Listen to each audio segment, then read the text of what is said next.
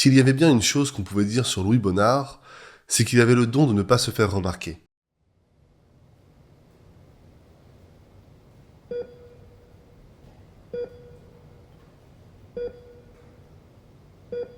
Alors que le monde entier continuait de vivre sa vie, personne ne semblait préoccupé par son arrivée à l'hôpital.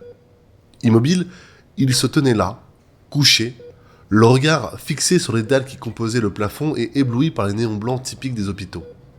Il n'avait pas la télévision. Il savait très bien que c'était une question de minutes avant qu'il s'en aille pour toujours et rejoigne les étoiles. Si tant est qu'on pouvait croire en une telle chose. Louis ne croyait pas en grand-chose de son côté et d'ailleurs, il n'avait jamais cru en quoi que ce soit.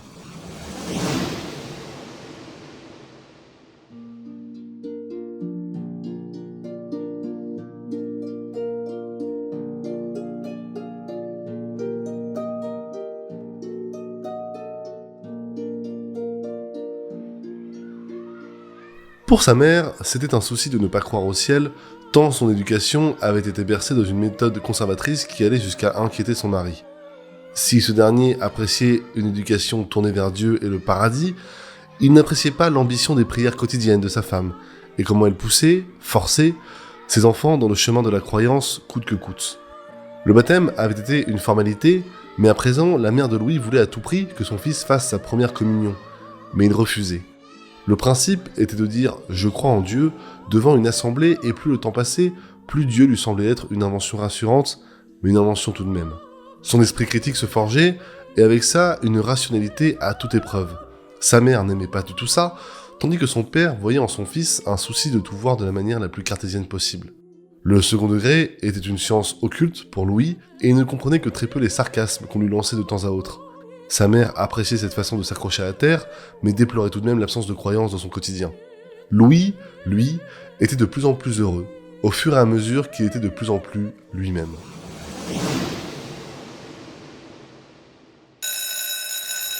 Pour sa sœur de 4 ans, son aîné, il était fatigant car il semblait ne rien comprendre. Ayant grandi dans le même établissement scolaire, on l'accablait, avec des réflexions sur son frère inattentif en classe, sur son frère qui ne comprenait rien, sur son frère qui posait trop de questions, sur son frère qui fatiguait les professeurs, les élèves et toute l'équipe pédagogique. Quand la bonne chose à faire était de prévenir peut-être les parents pour trouver une solution de manière collective, l'intégralité des adultes se focalisait sur sa sœur afin de lui faire part de l'attitude de son petit frère qui n'avait rien demandé à personne. Alors, quand elle sortit enfin du cursus scolaire habituel, elle découvrit un monde sans son frère. Sans l'agacement des adultes concernant son comportement déconnecté de toute réalité, le quotidien familial avec Louis était compliqué. Chaque interrogation qu'il partageait, chaque remarque qu'il faisait, agaçait sa sœur jusqu'au point qu'elle décida de simplement l'ignorer, de le rayer de sa vie. Il existait pour les autres, pas pour elle. Il parlait parfois, elle ne l'écoutait pas. Il grandissait, anniversaire après anniversaire, sans jamais un mot de sa sœur.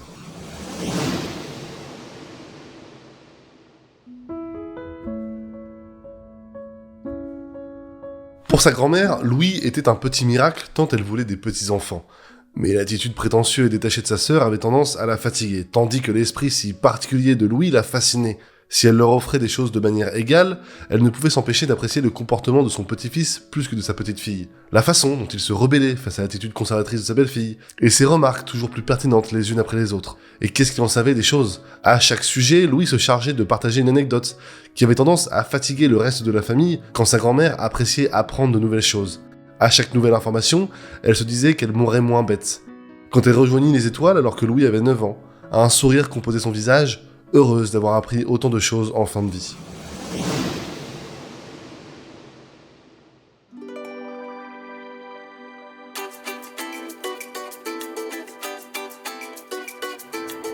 Pour son voisin Esteban, Louis était une aubaine tant il avait toujours un stylo, ou une copie double, ou une cartouche d'encre à lui donner quand lui n'avait jamais la totalité de ses affaires. Son voisin le fournissait en toutes ces choses sans broncher, sans se plaindre. Juste, Louis donnait, sans se douter qu'il vidait ses propres réserves et qu'il risquait peut-être de se faire réprimander par sa mère. Au fur et à mesure qu'Esteban oubliait ses livres et que les deux devaient partager celui de Louis, ils se rapprochèrent et finirent par tout faire ensemble. Ils découvrirent rapidement ne pas habiter loin l'un de l'autre, alors ils se rendaient au collège ensemble, puis ils rentraient tous les deux en discutant de tout et de rien. Louis avait toujours une remarque à faire, toujours une anecdote à dire, et Esteban appréciait en apprendre en compagnie de son voisin de classe et de vie. Le jour où Louis dut se rendre à l'enterrement de sa grand-mère, il laissa son voisin dans une solitude certaine. Personne pour aller au collège, personne pour lui prêter un livre ou suivre les cours, personne pour discuter en rentrant de classe. C'est à cet instant, lors de ce jour précis, qu'Esteban se rendit compte que Louis était peut-être, sûrement, inévitablement, son meilleur ami, et il espérait pour toujours. Pour Monsieur Vautier, Louis ne valait rien, tout simplement.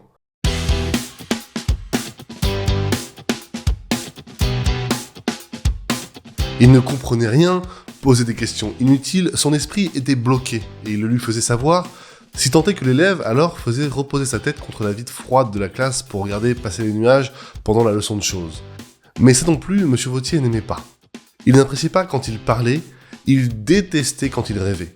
Il était agacé de le voir bavarder, mais tout aussi découragé de le voir écrire soigneusement ses leçons. En bref, Louis était dans son collimateur.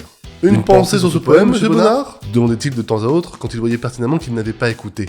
Louis lui avait fait la remarque qu'il n'interrogeait jamais les élèves qui voulaient participer, mais que les discrets, les invisibles, ceux qui ne faisaient aucun bruit dans l'ombre de la classe. Monsieur Vautier récompensa cette observation par plusieurs heures de retenue. Il se coltina cet élève pendant 4 ans, 4 longues années, où le moindre souffle qui pouvait sortir de sa bouche avait le don de l'épuiser.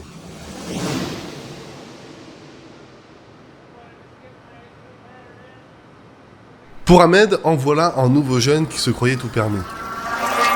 Sur le boulevard, il devait partager la bande prioritaire avec des cyclistes totalement inconscients, notamment des jeunes qui venaient d'avoir leur vélo pour Noël.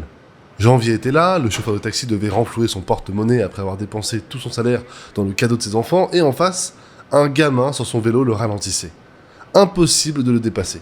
Les appels de phare et les klaxons ne firent rien, il restait là au milieu de la file prioritaire et ne voulait décidément rien faire pour laisser passer le taxi comme il se devait.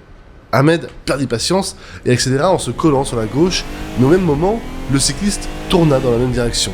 Mais bien sûr, sans signalement au préalable. La collision fut inévitable, mais tout drame fut évité. Il vit le gamin de 16 ans à peine être jeté sur son pare-brise, et quand Ahmed sortit de son véhicule, il n'eut qu'un mot « Putain, mon pare-brise !» Tandis que le reste de la population s'était jeté sur l'adolescent fautif. Le chauffeur de taxi prit quelques insultes, vit qu'il était inutile de discuter et s'en alla. Plus tard, dans la journée, il remarqua une légère fissure en haut à droite, et Ahmed était certain qu'il n'y était pas quand il avait repris son activité le matin même.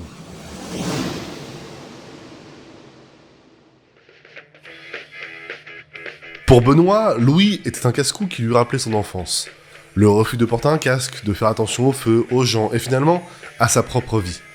Quand il vit arriver Louis dans son atelier, il n'eut qu'une pensée « Encore ?» Et il n'eut pas à la verbaliser. Louis hocha la tête de lui-même. Il lui raconta que ce n'était pas de sa faute, qu'un taxi trop pressé l'avait dépassé par la gauche sans prévenir, mais Benoît n'y croyait plus. Ce jeune homme avait été trop de fois dans trop d'accidents pour que ce soit réellement la faute des gens sur la route. Il aurait aimé être avide d'argent et n'y voir en lui qu'un portefeuille sur pattes qui réglait toutes ses réparations, mais Benoît appréciait Louis, sincèrement.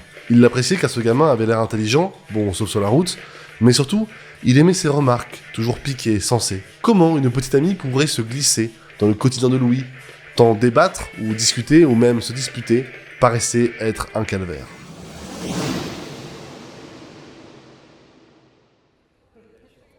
Pour Madame Le Seine, il s'agissait d'un élève parmi tant d'autres, mais il avait réellement le sens du rythme, mais aucune oreille musicale. Lors des dictées, il n'avait aucune note de juste, mais dès qu'il s'agissait de reproduire un rythme à la baguette, alors Louis était un véritable petit prodige. Cependant, il ne voulait pas continuer la musique, et quand Madame Le Seine lui demanda « Pourquoi ?», il répondit être passionné par la natation plus que par la musique.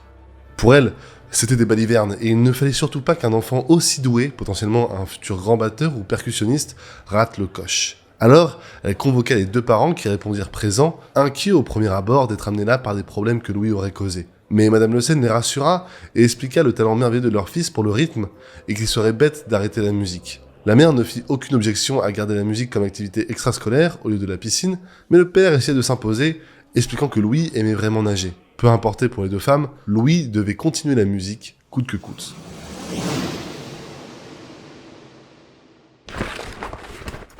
Pour Sophie, elle trouva la fleur dans son sac, mais savait parfaitement qu'il s'agissait d'un cadeau de Louis. Il lui parlait de temps à autre, et hormis Esteban, il ne parlait à personne.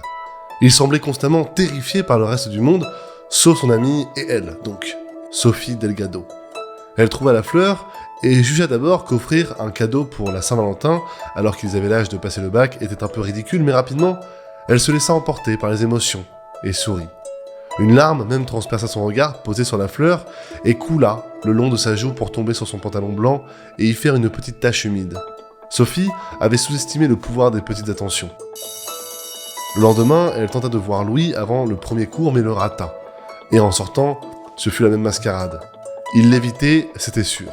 Passé quelques jours où il ne lui parlait plus, Sophie abandonna l'idée d'en savoir plus concernant ce garçon et resta sur sa position que Louis ne serait et resterait à jamais simplement le garçon qui lui avait offert une fleur au lycée. Pour Madame Renaud, ce gamin ne comprenait rien. Alors qu'elle expliquait à Louis le sens des différents couloirs de l'université dans son cursus de musicologie, l'étudiant semblait perdu. Jusqu'au moment où elle mentionna brièvement la piscine, devant laquelle il devait passer s'il voulait se rendre à son cours de 14h20. Aussitôt avait-elle parlé de ce lieu que le regard de Louis s'éveilla pour la première fois. Il posa par la suite plus de questions sur la piscine qu'il en avait posé pour ses cours officiels. Madame Renaud répondit calmement à chacune de ses interrogations, même les plus naïves. Et il partit. Elle ne le revit que très peu de fois par la suite, sortant de temps à autre, les cheveux encore mouillés et sentant toujours le chlore, et tenant tout de même dans sa main un sac d'ustensiles pour sa batterie. Mais qui était-elle pour juger un batteur qui aimait simplement nager ?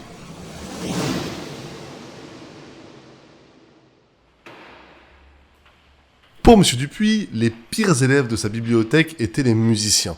Soit ils avaient dans leurs oreilles de la musique qui débordait et résonnait, ou bien ils ne pouvaient s'empêcher de bouger, de murmurer, de taper.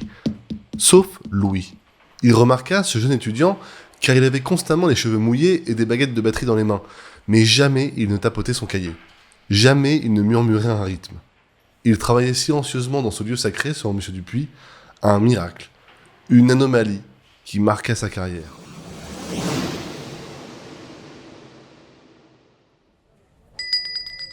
Pour Isabelle, Louis était un de ces lecteurs silencieux, peu bavards, mais qui lui remplissait les caisses à une certaine vitesse.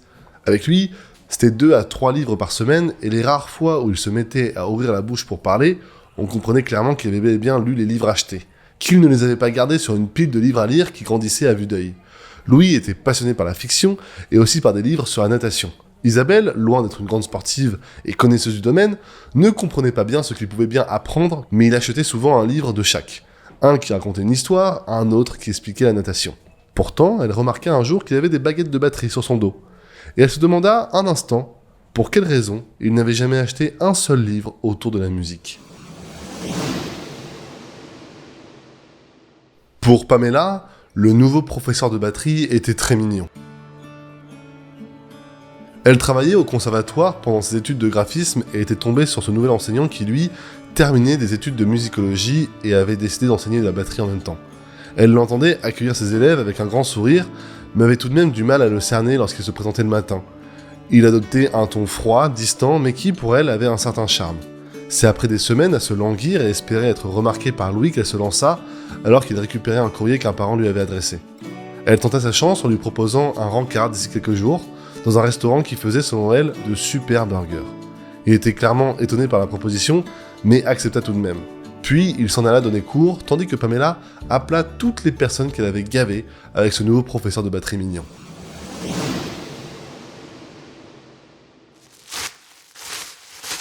Pour le concierge, c'était un employé agréable à vivre tant il laissait constamment sa salle de classe dans un état impeccable. Tous les autres professeurs avaient pour habitude de laisser traîner un gobelet en plastique ou un mouchoir usagé. Pas Louis. Tout était nickel.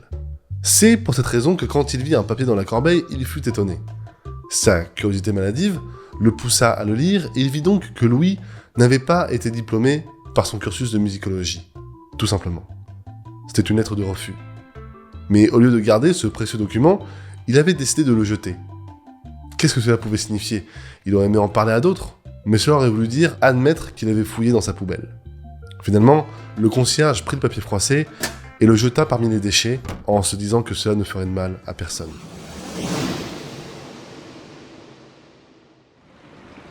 Pour Arnaud, il disparut du jour au lendemain.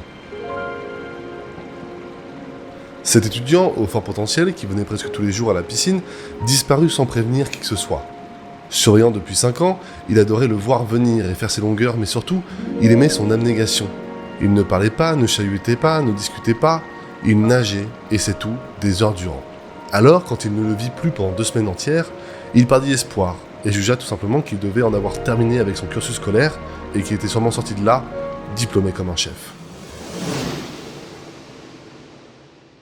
Pour la serveuse, ils étaient très mignons tous les deux, et c'était évident qu'il était question de leur premier encart. C'était la fille qui semblait nourrir la discussion, mais à chaque passage, le garçon semblait agrémenter la conversation d'anecdotes toujours plus intéressantes les unes que les autres. Et ces anecdotes et autres faits insolites qui lui apprenaient donnaient lieu à des rebondissements intéressants dans l'échange. Leur table était modeste, mais si elle avait été la patronne, elle leur aurait offert un petit verre pour donner de l'élan à leur couple naissant. Au détour d'un changement de verre et d'une récupération d'assiettes vides, elle entendit parler de piscine, de cinéma, de la mer, du soleil, et les deux semblaient s'entendre sur l'intégralité des sujets. Le sourire de la jeune fille était sincère, tandis que celui du garçon avait mis du temps à faire son apparition. Si elle était clairement amoureuse, il lui fallut la fin du rencard pour se prononcer. Mais lorsqu'il prit en charge l'intégralité de l'addition avec un air aussi joyeux, la serveuse sut que les deux tourtereaux étaient une affaire pliée.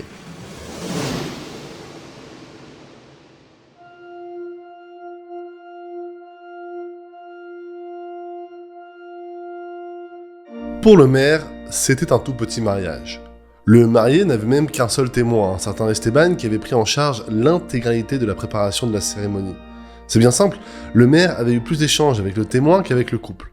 La cérémonie était classique, loin des extravagances de certaines personnes qui misaient plus dans cette fête que dans leur vie à deux. Louis et Pamela avaient choisi un petit mariage pour pouvoir gâter l'accident, ou du moins l'enfant, qui grandissait dans le ventre de la mariée. Sous sa robe blanche, on pouvait apercevoir une petite rondeur au niveau de son ventre, une rondeur qui dépassait celle de la simple gourmandise. Tout se passa sans problème. Les vœux furent partagés, les formules officielles furent prononcées, et voilà un nouveau couple de mariés. Le maire s'en alla assez rapidement, laissant la vingtaine de personnes présentes vagabonder à leurs occupations. Il avait plusieurs dossiers encore frais sur son bureau, et pensa qu'il serait peut-être temps de déléguer les cérémonies de mariage à quelqu'un d'autre. Pour Étienne, ce n'était pas la meilleure fête à laquelle il avait eu la chance d'être invité. C'était le printemps, la saison idéale pour célébrer les amours des uns et des autres, et le voilà, à nouveau rendu à un mariage au bord de la mer où il ne connaissait personne, mais surtout où personne ne le connaissait. C'était à oublier qu'il avait invité à la base, surtout que cette fête semblait être intimiste et loin d'être un banquet opulent. Le marié, maigre et timide, le regardait de temps à autre comme pour demander qui Étienne pouvait bien être. Si lui ne savait pas d'où venait Étienne, Étienne ne savait pas pourquoi il était venu en premier lieu. Mais il profita tout de même du champagne, de la musique et récupéra au passage le numéro du témoin, pas tout à fait célibataire, mais définitivement intéressé. En voiture, sur le chemin du retour, Étienne ne put s'empêcher de penser que ce fut, somme toute, une bien belle soirée.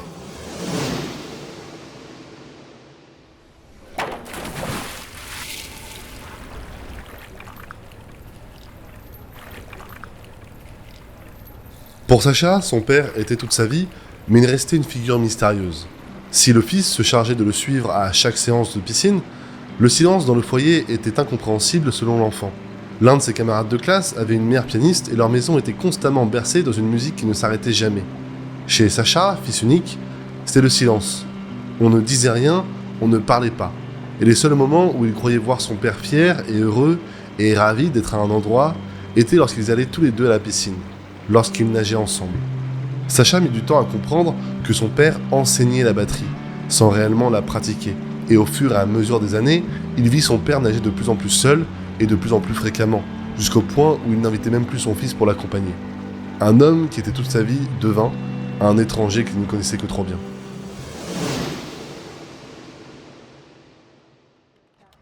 Pour Maître Joubert, il s'agissait d'un divorce parfaitement convenable, et ça, grâce au mari qui était resté absolument passif quant à sa propre séparation. Ils ne se battirent ni pour le mobilier, ni pour l'enfant, ni pour l'appartement. Le couple ne se disputa tout simplement rien. Tout était clair, comme de l'eau de roche, pour tout le monde. Même pour leur fils qui ira, c'était conclu, chez la mère. Le père n'y voyait aucune objection. Mais en regardant de plus près le visage de cet homme, il voyait un regard dénué de toute joie, de toute vie. Il ne souhaitait pas s'avancer, mais cette personne n'allait clairement pas bien. Mais après tout, il était avocat, pas docteur.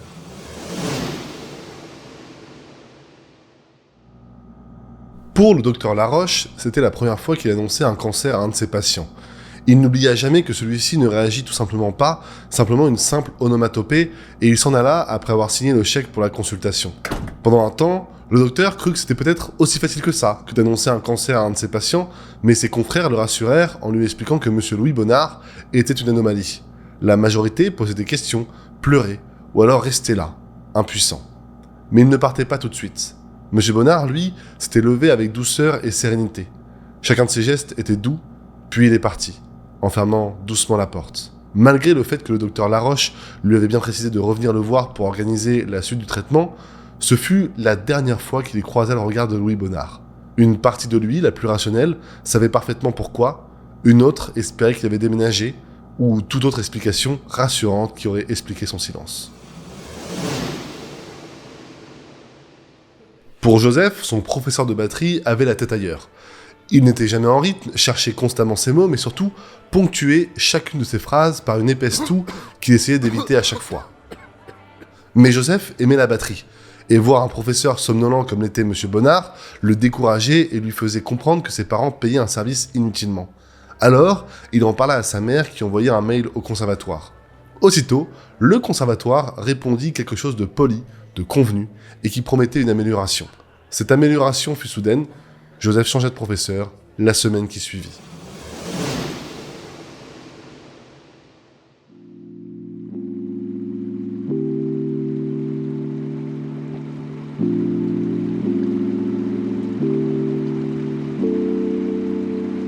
Pour Rachel, c'était le nageur le plus régulier qu'elle avait croisé. Elle l'avait d'abord vu venir souvent avec son fils, mais là, cela faisait quelques mois qu'il plongeait seul.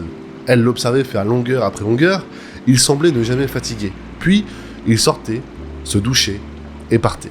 Il marmonnait une salutation en entrant et en sortant, mais rien de plus. Et son fils ? Qu'en était-il de son fils ? Rachel s'attachait à ce client comme s'il était un repère de sa propre présence en tant qu'employé dans cette piscine publique. Et elle se projetait. Elle aurait aimé qu'il lui explique le pourquoi de sa solitude, et pourquoi il multiplie les longueurs sans broncher pour tousser ensuite en remontant l'échelle, une toux grasse, volumineuse, malade. Mais ce n'était pas le métier de Rachel, malheureusement. Alors elle laissa passer le temps et un jour, il partit pour la dernière fois, mais ça, elle ne le réalisa que trop tard.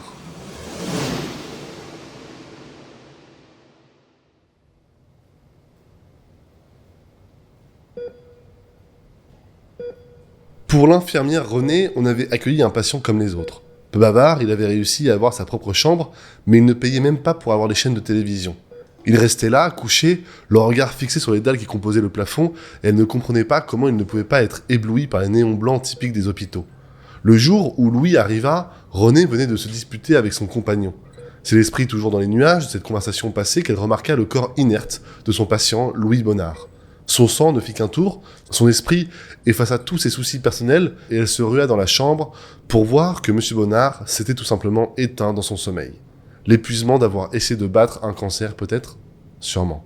Elle n'en savait rien. Elle prévint les personnes compétentes et s'en alla voir un autre patient qui la demandait et qui était vivant, lui.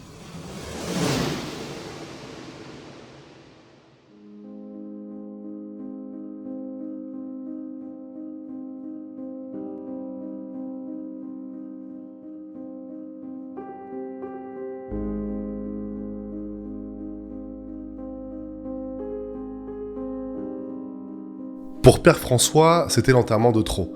La vie était compliquée, sa foi constamment remise en question par les aléas de la vie quotidienne, et voilà qu'il voulait simplement renoncer à son activité religieuse. Mais il s'était engagé sur cet enterrement, celui d'un certain Louis Bonnard. Le dernier et je remballe, disait-il à tout le monde. Père François fut d'autant plus agacé quand il remarqua qu'il n'y avait pas plus de 10 personnes présentes pour ce Louis Bonnard. Autrement dit, la quête serait mince. Chaque phrase était automatique, manquait d'intention. Il ne savait rien sur cet homme et son entourage semblait aussi perdu que lui. Il parla de sa passion pour la musique qui avait guidé sa vie et pas grand-chose d'autre. Chaque prière n'en était pas une, il réfléchissait à ce qu'il allait faire après sa vie religieuse. Il ne voulait plus prier, il ne voulait plus chanter, mais il fit ces choses une dernière fois, tandis qu'on enterrait le cercueil de Louis Bonnard au fond de son trou. Après cette cérémonie, liberté.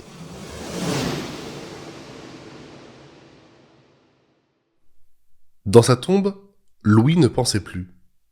Il ne vivait plus. Pourtant, en se concentrant assez fort avec lui, on pouvait observer un seul et unique regret. celui d'avoir été enterré, 6 pieds sous terre, et non emporté naturellement par la mer, sans un bruit, sans se faire remarquer.